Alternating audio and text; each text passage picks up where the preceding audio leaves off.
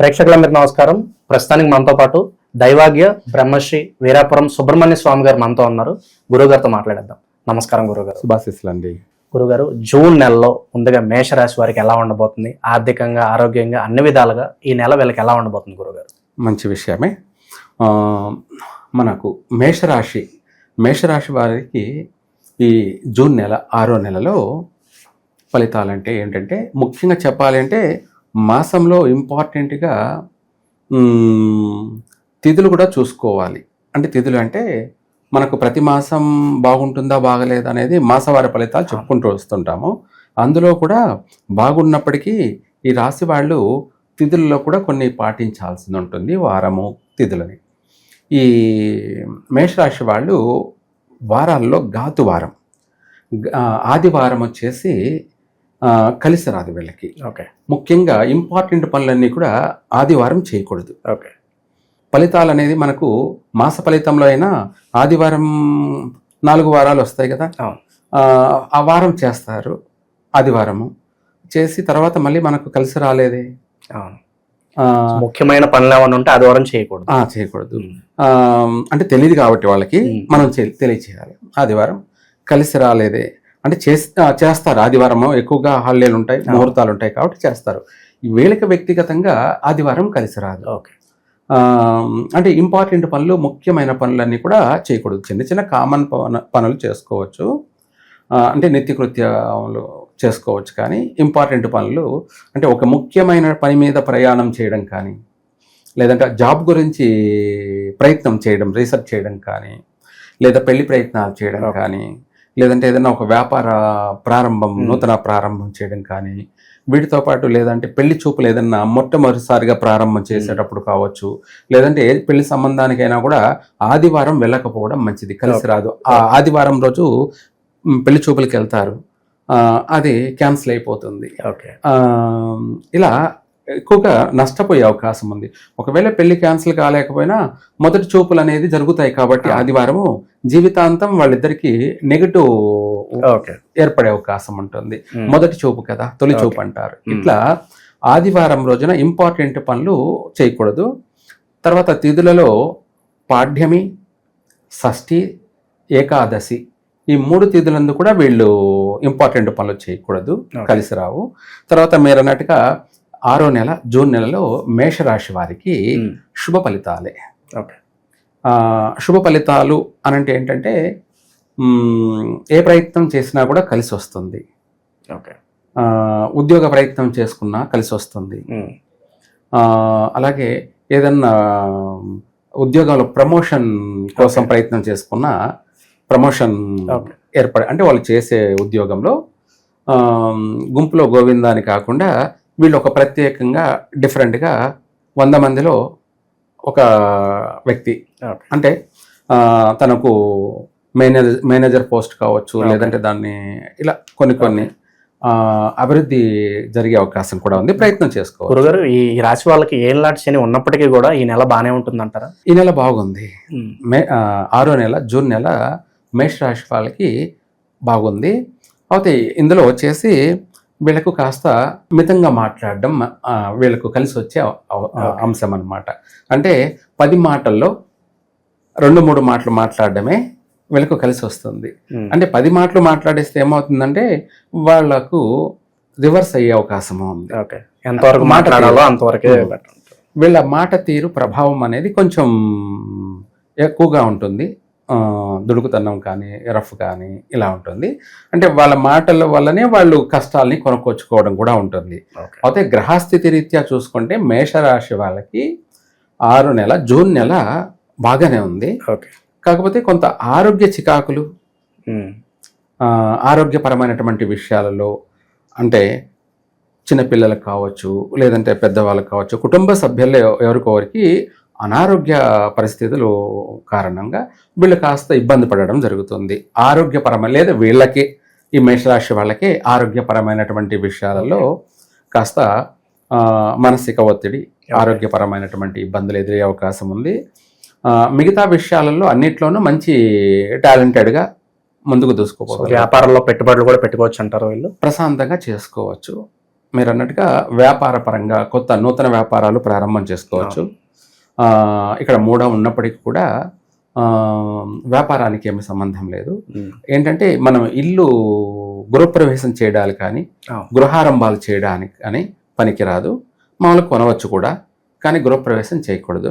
Okay, మూఢాలు ఉన్నాయి కాబట్టి. దాంతోపాటు వ్యాపారానికి ఏమి ఇబ్బంది లేదు, వ్యాపారం ప్రారంభం చేసుకోవచ్చు, ఎటువంటి ఇబ్బంది లేదు. నూతన వ్యాపారాలు ప్రారంభం చేసుకోవచ్చు. లేదంటే ఆల్రెడీ వాళ్ళు చేస్తున్న వ్యాపారాలని డెవలప్మెంట్ చేసుకోవడం కోసం వాళ్ళు వీలైనంత వరకు ఏదైనా సరే దానికి ఏదైనా చిన్న పరిహారాలు, ఆ పరిహారం ఏమిటంటే ఆంజనేయ స్వామి, అంటే వాళ్ళు చేసే వృత్తి వ్యాపారాల్లోనే వీరాంజనేయ స్వామి అష్టోత్తరం కానీ కవచం కానీ ఆ షాప్లో పట్టించుకోవాలి. చేసే బిజినెస్ చేస్తున్నారు కదా, ఆ వ్యాపార ఇది అక్కడే వాళ్ళు కూర్చున్న కానీ వాళ్ళు అక్కడ చదువుకోవచ్చు. అలా చదువుకున్నట్టయితే ఆ వ్యాపారం కాస్త బాగా డెవలప్మెంట్ అవుతుంది. ఎందుకు ఈ ఆంజనేయ స్వామి అష్టోత్తరం పఠించాలి అంటే వీళ్ళకు నరదృష్టి ఎక్కువగా ఉంటుంది. ఎందుకంటే 10 మందిలో నాంతో ఉంటారు, ప్రజా దృష్టి ఉంటుంది. అందుకనేసి నరదృష్టికి నారాయణుడైనా నల్లరాయి అయినా, నల్లరాయి అయితే పగిలి తీరాల్సిందే, నారాయణుడైనా కష్టాలను అనుభవించవలసిందే అనే సామెత అనమాట. అందుకనేసి ఎంతటి వారికైనా తప్పవు. కాబట్టి దాన్ని కూడా తప్పించుకు తిరగడానికి వీళ్ళు చేసే వ్యాపారంలో అబ్బా వీళ్ళు చాలా బాగా అభివృద్ధి చెందుతున్నారు, చాలా ఏం చేస్తున్నారు, ఎలా చేస్తున్నారు, బాగా సంపాదిస్తున్నారు అనేసి అందరి దృష్టి అంతా కూడా ఉంటుంది. కాబట్టి అందుకనేసి వాళ్ళు వ్యాపారం చేసే సంస్థలో ఈ ఆంజనేయ స్వామి కవచం కానీ లేదా అష్టోత్తరం కానీ ఇలాంటి పఠించినట్టయితే, జపించినట్టయితే అక్కడ ఎంతటి నెగిటివ్ అయినా కూడా పటాపంచలైపోతుంది. పాజిటివ్ వైబ్రేషన్, మంచి అభివృద్ధి కలుగుతుంది. ఆటంకం లేకుండా వాళ్ళు అనుకున్న దానికంటే ఎక్కువగా అభివృద్ధి చెందే అవకాశం కూడా ఉంది. వివాహ విషయంలో ఈ పెళ్లి చూపులు అయితే చూసుకోవచ్చు, ఎంగేజ్మెంట్లు అవి కూడా చేసుకోవచ్చు. కాకపోతే ఈ 6వ నెలలో వీళ్ళకు వివాహం తొందరగా కావడం కోసం ఆంజనేయ స్వామికి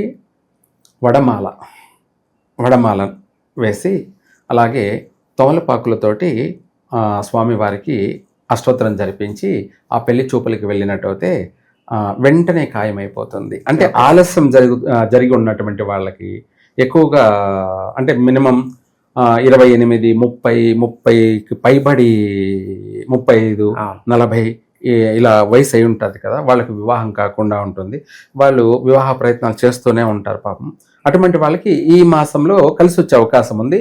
ఇంకా కూడా ఆ సంబంధం అనేది ఫెయిల్యూర్ కాకుండా ఉండడం కోసం ఆంజనేయ స్వామికి తమలపాకులతో ఆకుపూజ చేసి వడమాల వేసి ఆ పెళ్లి చూపులకి అప్పుడు వెళ్తే, అంటే వెళ్లే ముందు సంబంధం ఏదన్నా రమ్మని చెప్పారు, ఆ వెళ్లే ముందు ఆ ముందు రోజు లేకపోతే ఆ రోజు లేదా ముందు రోజు ఇలా చేసుకొని పెళ్లి చూపులకి వెళ్ళినట్టయితే ఆ వెళ్ళిన సంబంధం నిశ్చయం అవుతుంది.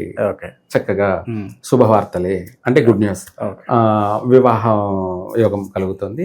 అన్ని విధాలా కూడా అభివృద్ధి అయితే చక్కగా ఉంది. ఇక విద్యార్థుల పర్సెంట్ గురుగారు విదేశీ ప్రయత్నాలు చేసుకోవచ్చు అంటారా ఈ నెల? 100% చేసుకోవచ్చు. ఎవరి జీవితం వాళ్ళదే. అంటే అక్కడ పరిస్థితులు బాగలేవు అంటే ఎప్పటికీ ఒకలా ఉండవు, మారుతూ ఉంటాయి. భయపడాల్సిన అవసరం లేదు. అక్కడ అందరినీ పంపించేస్తున్నారని కూడా కొంతమందికి భయం, అంటే ప్రజెంట్ కూడా వస్తున్నారు కాబట్టి. అలానేం కాదు, ఎవరు అదృష్టాన్ని ఎవరు ఏం చేయలేరు. అది ట్రంప్ అయినా, ఏ చక్రవర్తులైనా, ఏ పిఎంలైనా, ఎవడైనా కానీ ఎవరు అదృష్టాన్ని ఎవరు ఏమీ చేయలేరు. ఆ అదృష్టాన్ని మనం కొనుక్కొచ్చుకోవాలి అంటే కూడా ఇందాక మనం చెప్పినట్టు ముందుగా భగవంతుడిని మనం ఆరాధించి పూజించి ఏ పని చేసినా వీళ్ళు సక్సెస్ అవుతారు. గురుగారు, పెండింగ్ లో ఉన్న పనులన్నీ కూడా పూర్తి అవకాశాలు కనిపిస్తున్నాయి అంటారా? 100% ఉన్నాయి.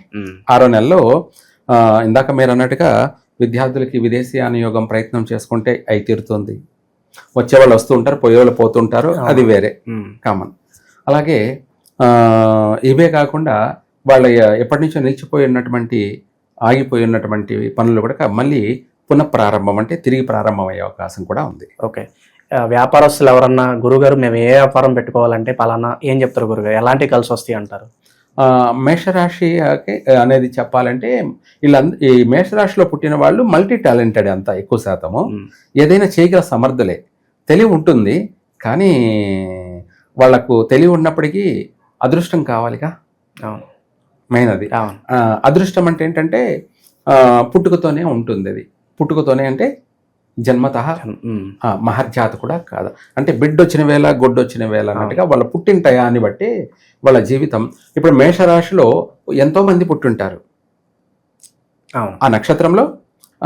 అశ్విని నక్షత్రం కావచ్చు, భరణి నక్షత్రం కావచ్చు, కృతికా నక్షత్రం 1వ పాదం కావచ్చు, ఎంతో మంది ఆ రాశిలో పుట్టుంటారు. ఒకరేమో హ్యాపీగా లైఫ్ జర్నీ ఫాస్ట్గా గ్రోత్ డెవలప్మెంట్ అవుతూ అన్నిట్లోనూ ఏది పట్టుకున్నా 3 పూలు 6 కాయల్లో వాళ్ళు అభివృద్ధి చెందుతున్నారు. అందులో కొంతమంది నడుస్తూ ఉన్నారు, అంటే స్లో ఉంది. కొంతమంది ఏం చేస్తున్నారంటే కూర్చొని ఉన్నారు. ఇంకా కొంతమంది ఏం చేస్తున్నారంటే దిగులు చేస్తూ ఉన్నారు. కొంతమంది ఏం చేస్తున్నారంటే ఏడుస్తూ ఉన్నారు. కొంతమంది బాధపడుతూ ఉన్నారు, అంటే దుఃఖంలో ఉన్నారు. ఇట్లా ఒక్కొక్క వేరియేషన్ ఉంటుంది. ఏమిటి అంటే వాళ్ళ పుట్టిన తలరాత. ఓకే, రాశి అందరికీ బాగుంది 6వ నెల, మరి అందరూ బాగుండాలి అనంటే పొరపాటే. ఓకే, సో ఎవరి జాతకం బట్టి వాళ్ళ పుట్టిన సమయాన్ని బట్టి కూడా రాశి ప్రకారంగా ఓవరాల్ గా బాగుంది. ఓకే, రాశి ప్రకారంగా అయితే ఓవరాల్ గా బాగుంది. ఇందులో మళ్ళీ మనం వాళ్ళ పుట్టిన టైం సమయాన్ని బట్టి వాళ్ళ జీవితం ఉంటుంది. ఓకే గురుగారు, చాలా వరకు శుభ ఫలితాలు ఉన్నాయి. ఇంకా మెరుగైన ఫలితాలు పొందాలంటే కామన్ గా మేషరాశి వాళ్ళందరూ ఈ నెల ఎలాంటి పరిహారాలు చేసుకుంటే బాగుంటుంది అంటారు? ఓవరాల్ గా వీళ్ళకి ఎక్కువ శాతం దృష్టి దోషము, గ్రహ లోపాలు ఉన్నాయి కాబట్టి, ఆరోగ్యపర లోపాలు ఇవి ఉన్నాయి కాబట్టి ఆంజనేయ స్వామిని అందరూ కూడా ఆంజనేయ స్వామిని పూజించడం ఎటువంటి ఎంతటి నెగటివ్ అయినా కూడా పటాపంచలైపోతుంది.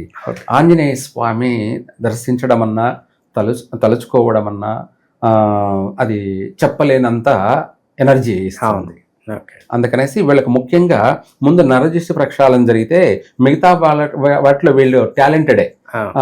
ఎంత పనినైనా కూడా ఈజీగా సులభంగా సాధించుకోగల శక్తి సామర్థ్యాలు కలిగి ఉన్న వాళ్ళే మేషరాశి వాళ్ళు. ఓకే, చాలా బాగా వివరించారు గురుగారు. ఓవరాల్ గా మేషరాశి వాళ్ళకి జూన్ నెలలో ఏ విధంగా ఉండిపోతుందో చాలా అద్భుతంగా వివరించారు. ధన్యవాదాలు గురుగారు. సర్వే జన సుఖినో భవంతు.